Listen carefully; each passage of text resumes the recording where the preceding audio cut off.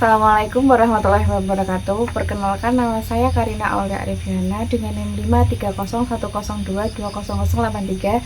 Di sini saya ingin mewawancarai kakak saya untuk memenuhi tugas akhir kewirausahaan oleh Pak Turjaon. Baik,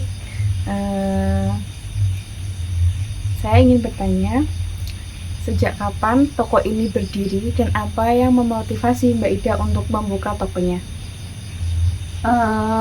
Sebenarnya toko ini udah dibangun sejak tahun antara 2006 atau 2007.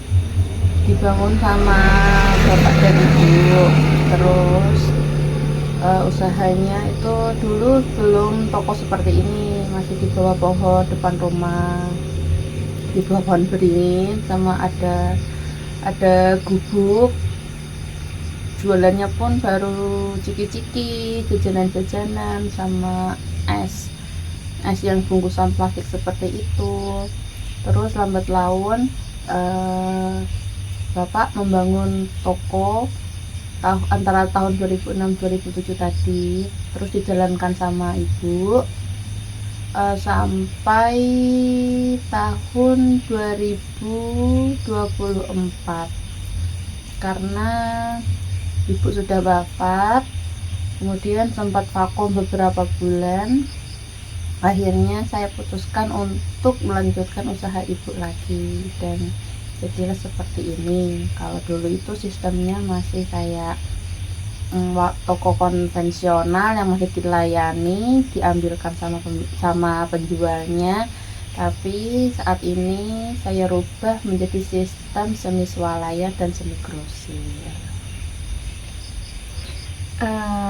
Selanjutnya, berapa sih modal yang digunakan untuk membuat toko ini? Kalau tahun awal itu 2006-2007 itu kurang paham sih ya, soalnya kan saya masih kecil.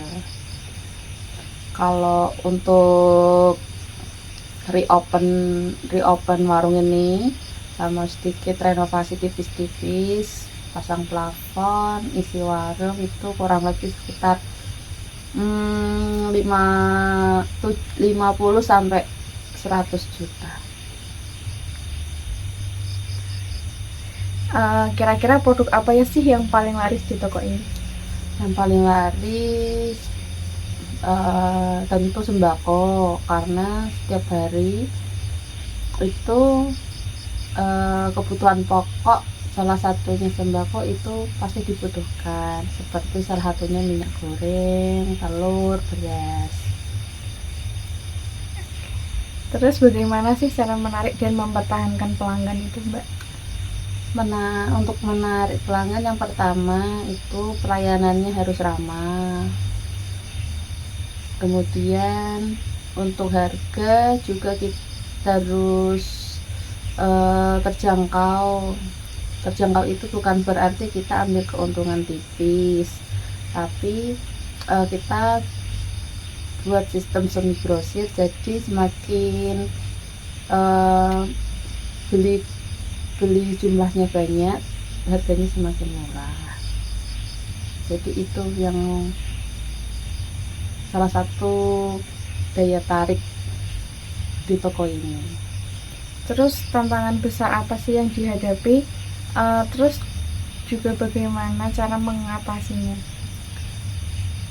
Tantangan yang berarti itu ya kalau ada pelanggan, kan karena pelanggan kan banyak orang, terus berbeda-beda watak dan sifat, kadang suka membanding-bandingkan harga.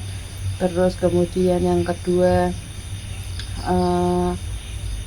banyak yang minta kasbon dan dia nggak seberapa tapi kasbonnya sering.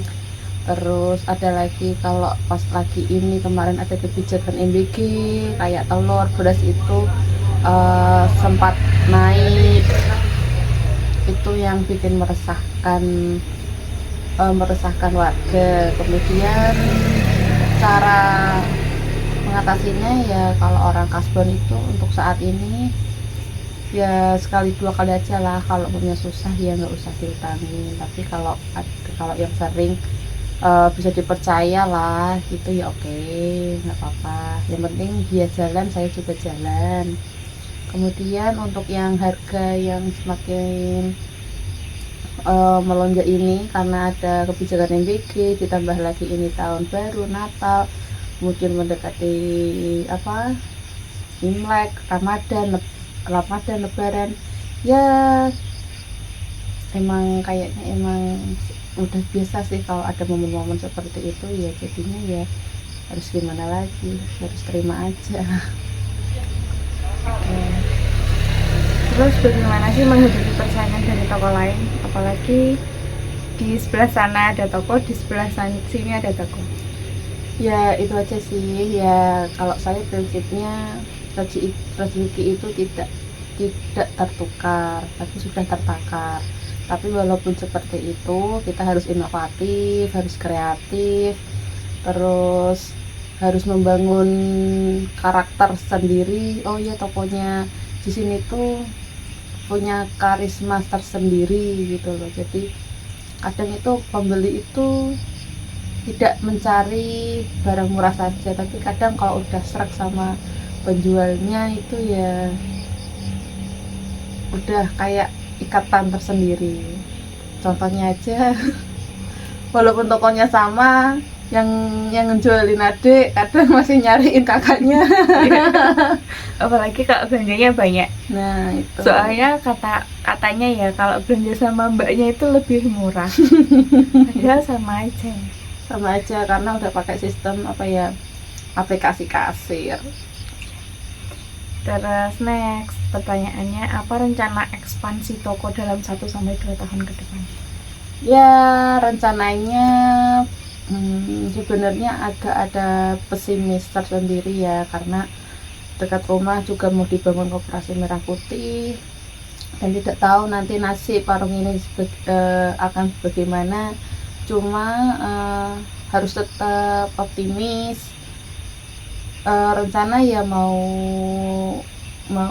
dibikin lebih banyak lagi produknya, grosirnya semakin grosir karena kan saat ini masih semi grosir, jadi mau dibanyakin lagi produknya. Harapan apa untuk adiknya setelah nanti lulus dari UIN Salatiga? Harapannya bisa berdiri di kakinya sendiri. Kemudian tangguh dari segala aspek. Kemudian selalu ingat bahwa adik saya selalu dipelihara sama Allah. Karena memang selalu dipelihara sama Allah, jadi adik saya harus ingat itu.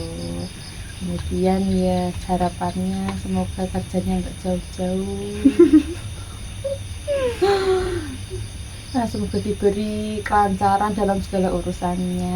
Amin. Pesan dan kesan untuk adiknya.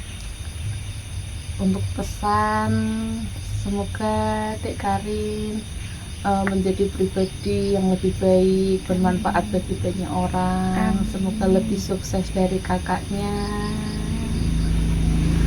Kemudian semoga di hatinya selalu disisipkan rasa ikhlas yang lebih besar. Kemudian pesannya, terima kasih sudah menjadi adik yang baik, selalu membantu kakaknya, selalu dan sering membantu kakaknya. Semoga kebaikannya dibalas dengan beribu-ribu kebaikan sama Allah. Amin. Cukup. Baik, terima kasih untuk kakak saya, Mbak Hidayati. Terima kasih juga untuk Bapak Ibu yang Bapak yang belum bisa ikut serta dalam video ini karena Ibu juga sudah wafat.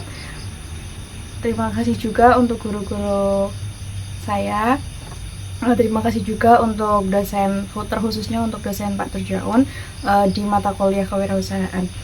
Cukup sekian dari saya, kurang lebihnya mohon maaf. Wassalamualaikum warahmatullahi wabarakatuh. Waalaikumsalam.